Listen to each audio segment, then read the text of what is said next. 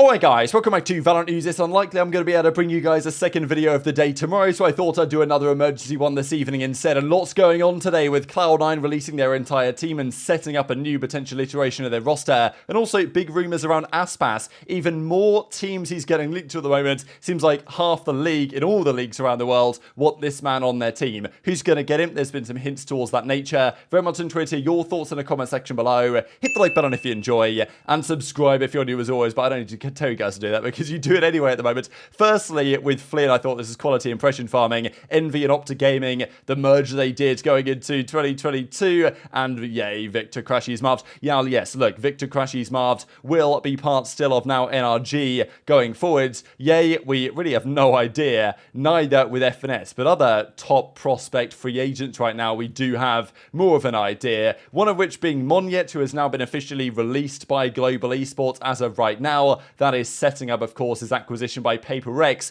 This is going to be a big move if it goes through. Of course, PaperX nearly won the World Championship, nearly got the Cinderella fairy tale send-off for Jing. Didn't happen though in the end. If he does join, there won't be any Singaporean players actually on their team now, despite it being an organisation from Singapore. But that's what the hints indicate, and I think it makes a fair bit of sense. Will he be, will he be able to take them to the next level that they were never quite able to reach? Their playstyle is so much fun, and I'm sure Monyet will continue that kind of W gaming philosophy going forwards, but it did tend to be that in the big series against the big teams, sometimes they fell a little bit short, to some top teams over time, and of course Evil Genius is included in the World Championship Grand Finals. Now, elsewhere on the Global Esports side, there, I believe this is the CEO, although I kind of get mixed up on some of the individuals that are involved with Global Esports. But he mentions here on a stream that he does while he's in the car that there will be, he basically was asked the question, will there be an Indian player on the team? And he says, yes. I can't say any more, but yes.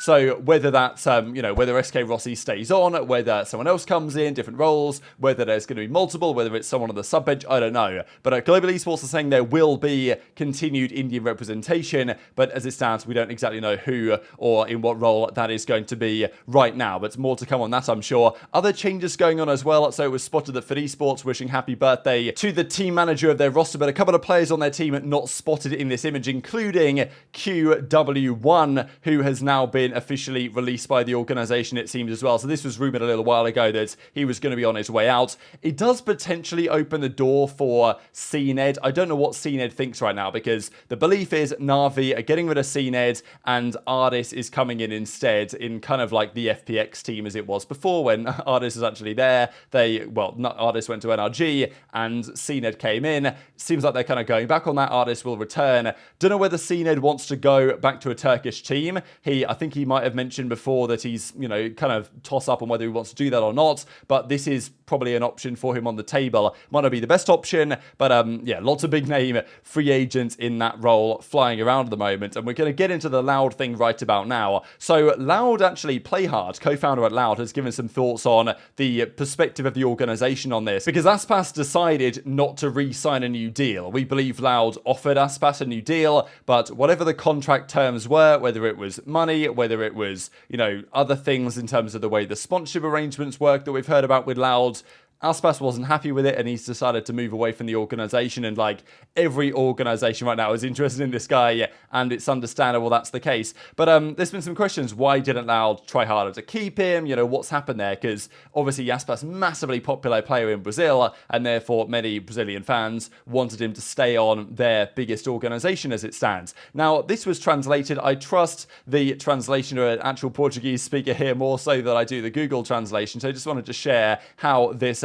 seems to align. And basically what he discusses is like the salaries in the American salaries is not sustainable, but Loud is sustainable. It's kind of saying like, we're not going crazy. We pay good money to our players, but we haven't gone, out of the realms of possibility. He's discussing how, at Loud we're investing in structure, employees, staff, paying for the meals of the players, paying for their salaries, accommodation and rent. It obviously all adds up. So they want to do right by their players. It's a heck of a lot of money. And with their sponsors and other factors, they can't afford it. But, they're not going to go crazy, as he says. Like, as he says, the teams out there, for example, everyone thinks they're burning money to have the best team, the best player. And, right, franchise model that is very good. So he does say that because of the money you get from skins and other ways, you can afford this if you don't go absolutely ridiculous with some of the salaries. And frankly, if you manage your organization well, there are a lot of executives at a lot of these teams that are getting paid a lot of money to not do a particularly good job of making their organization profitable, or at least trying for that to be the case. Loud seem to be doing a better job than most, and he basically says that if you run your company properly under this franchise model, you will be in a good spot to pay your players a decent amount. But yeah, maybe Aspas is straight up getting offered more from elsewhere. But obviously they're working on building their project for next year, and to be fair, like, they lost Sassy and Pancada last year from their World Championship winning team, and they still went on to be a real force in the world of Valorant and got top 3 at Champs this time. So they certainly can do it, but you know, and Havoc, we believe, is potentially the man formerly of the Union who they might bring in Aspas's place. And you know, it's not Aspas at the end of the day. Maybe he can become that, but year after year, Loud are losing talent, it's got to be said. But where's Aspas going to go? We saw earlier today that Furia are interested. I'm sure, like, every team in that region is interested. We know Leviathan are supposedly interested as well. And there's now this update here from Flynn that he says the spreadsheet with Aspas in half of the teams because everybody wants this man. So we don't yet have, there might be one later today, an updated spreadsheet from Aspas. We might talk about it tomorrow. I'm sure there'll be new news overnight, as there always is. But he seems to be pretty much everywhere at the moment. The big discussion point lately has been the Bleed Aspas situation, whether that is a realistic possibility. Bleed can pay more money than anybody. It's been, you know, a big talking point of the last few days that if the Bleed offer comes knocking, it hits different, you know, like the bank account would be hitting diffy if that offer arrives, and Aspas has definitely had that offer, we believe. Now, he's had plenty of other offers as well, and there's maybe more attractive offers to him than going to the Pacific region, such as a couple in the Americas. Now, this spreadsheet now is a couple of days old.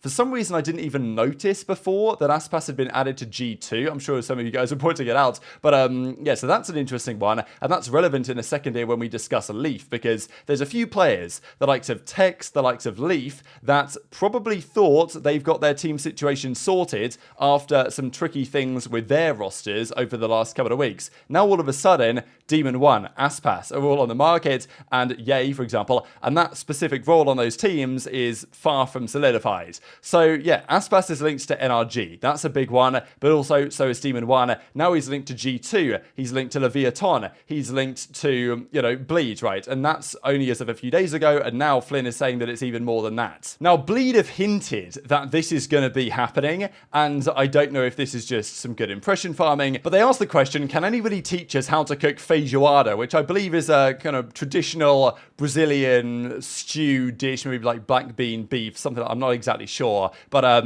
yeah, so they asked this question, Brazilian dish, basically, and the implication is that, oh, maybe there's a man involved that might have an idea how to do this, maybe a Brazilian player that could help us out with this thing. And obviously there's been some replies as a result. So, I don't know, maybe it's impression farming, maybe it's not. We'll see over the coming days. Now, speaking of players such as Leaf and others, this is confirmed now by Cloud9, just a couple of, well, at least, you know, by the time this video is going live, hour and a bit ago, end of an era of Cloud9 Valorant. Leaf is gone, Zelsis is gone, and we already knew that, right, because they already confirmed into Sentinel, so C9 didn't even get time to say goodbye. Rooney, Cupid, and MCE. Now, MCE, it was rumoured the other day that he was gone, and that's now official.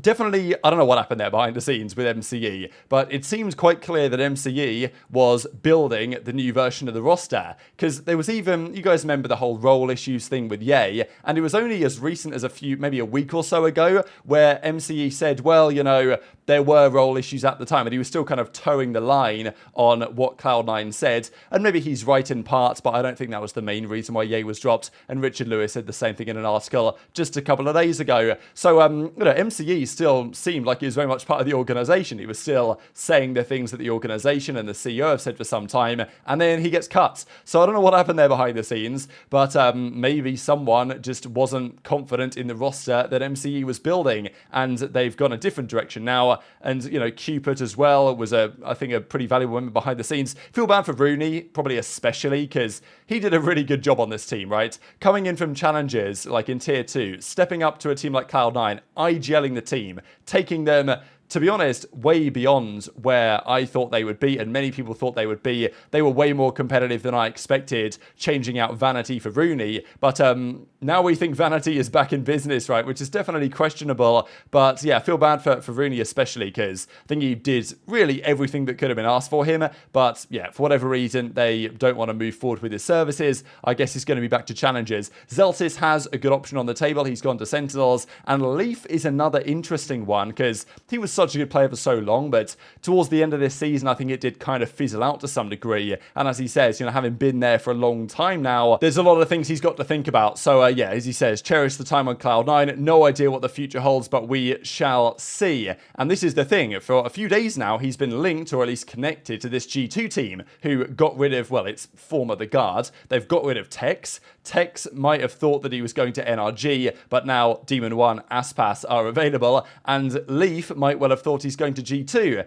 in Tex's place, but now Aspas and others are also available. So I don't know what the future holds there, but yeah, wishing the best, of course, for all of those respective players. And just one final thing to close out the video here with, that was spotted here by Schmitty. Nitro actually liking this reply. So basically, this was the tweet that we saw earlier today from Purist saying that Nitro to M80 is going to be a thing, and this reply here that says Nitro and Nismo double dad buff, GG's to everyone else, your Ascension winners. Nitro, if we actually have a look on his profile or on other likes, we'll find that he liked this tweet. So that might say something, it might not, it depends on your perspective. Very much interested in your thoughts on all this stuff in the comment section below. Hit the like button if you enjoyed, subscribe if you're new, take care, and I'll see you next time.